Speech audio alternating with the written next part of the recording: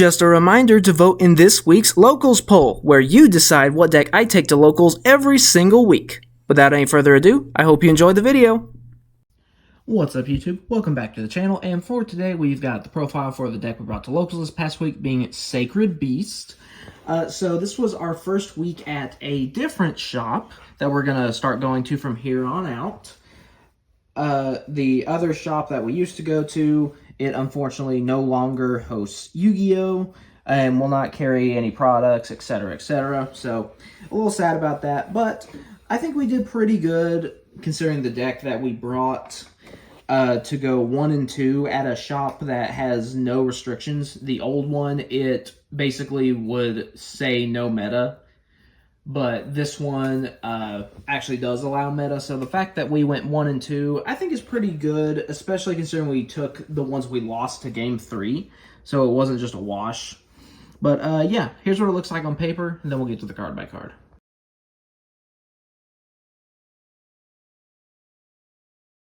Alright, so starting out with the monsters, we've got 2 copies of Raviel, Lord of Phantasms, Shimmering Scraper. So this one is like a retrain. Basically, it's just a battle damage step shenanigan hand trap. Because you can discard this card to target one of the original Raviel to double its current attack until the end of the turn. And then it can attack every monster your opponent controls. So that's pretty good. And it can recycle itself by tributing a monster. So it's also a dark, which will come up later.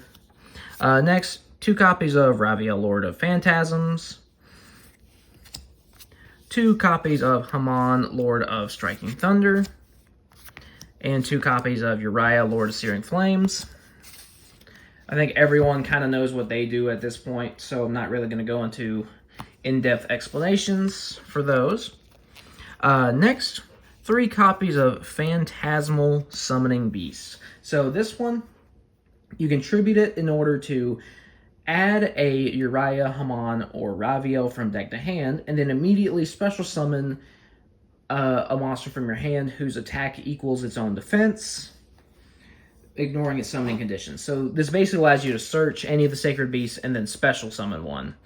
And then you can banish this from your graveyard to add the fusion spell from your deck to your hand.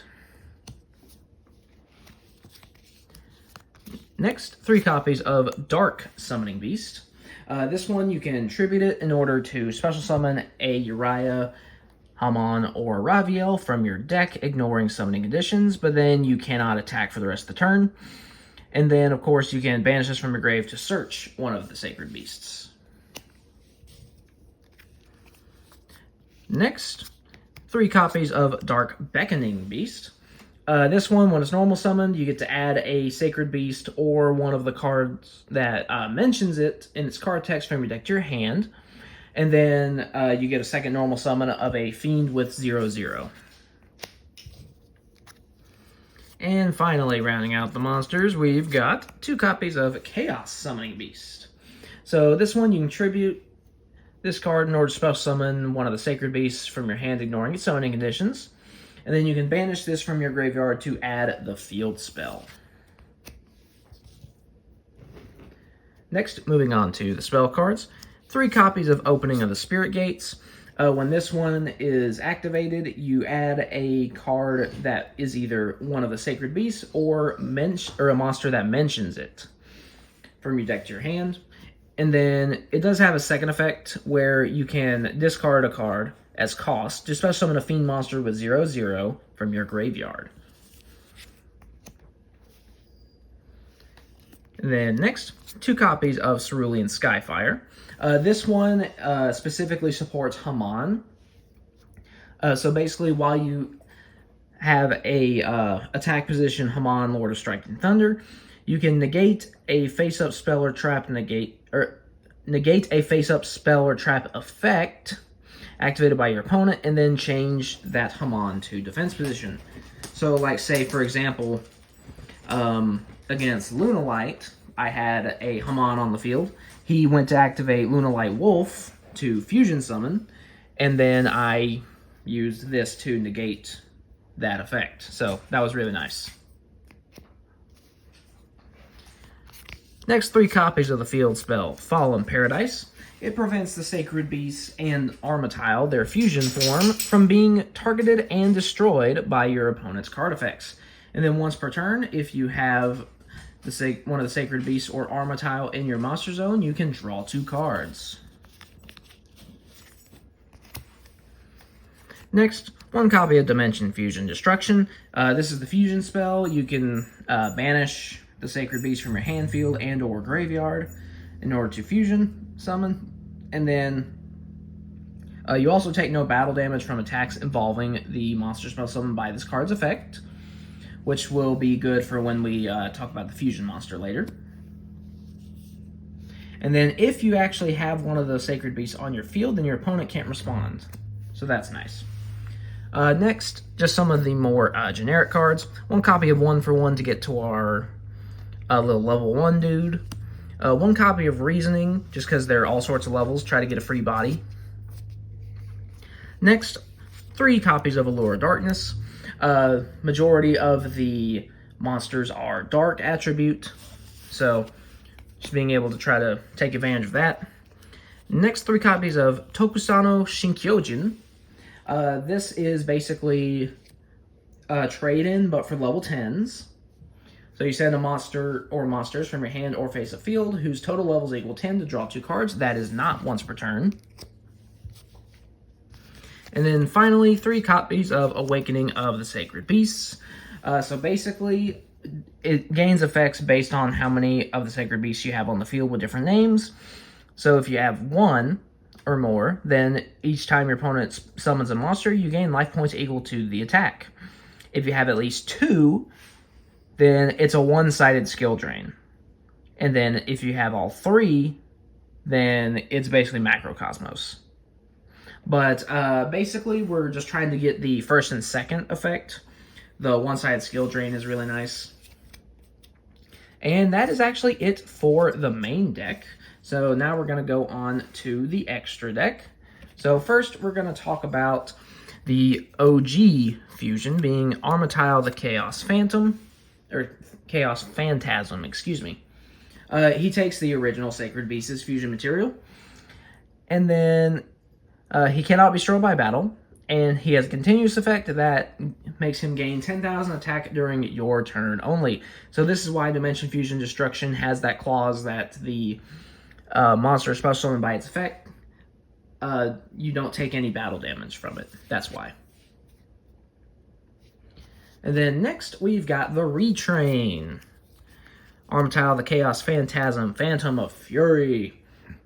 So basically, what you do is during your main phase, you can give control of this card to your opponent, and then you just move to your end phase, right? Because during the end phase, if this card's control was changed this turn, it has a mandatory effect to banish all cards you control, which you, being the opponent, since it's on your opponent's field, and then the owner of this card can spell summon Armatile the Chaos Phantasm from their extra deck, ignoring summoning conditions. I actually used this to beat the Horus Trap Stun deck, so that was really nice. And I actually did also summon this in the first game against it, Phantasm Emperor Trilogig. For those who don't know, this is actually from the, I believe, the Arc 5 manga, I believe. And basically, it's this guy, it's like the final villain. He has, like, alternate bosses from the previous eras. So, like, he's got, you know, like the Time Lord Synchro for 5Ds, this guy for GX, and then, like, the number XX Dark Infinity thing for Zexal. But basically, it just burns. That's basically all it does. Next, we do have a suite of Xyz monsters, rank 10s that we have. We never summoned any of them, but the option is there if we need it. One Varudris, just because he's, I mean, mainly because he looks like a fusion of all the Sacred Beasts. Like, he actually looks like it, so. Then, of course, we've got the Machine lineup. and the Spider lineup. So yeah, that's it for the deck profile. I hope you enjoyed. I've been considering experimenting with perhaps maybe some of the Morganite spells to make, like the Dark Summoning Beast and the Phantasmal Summoning Beast easier to summon, since we could just normal summon them without tributing. That would mean that this guy would be useless, unfortunately, but we could still send him to the grave to draw with this. So, I don't know. I'll just have to experiment a little bit. But, yeah. Again, this is just for fun, so, don't take this too seriously. This is just for fun. But yeah, like, subscribe, vote in the locals poll, that good stuff, and I'll see you guys next time.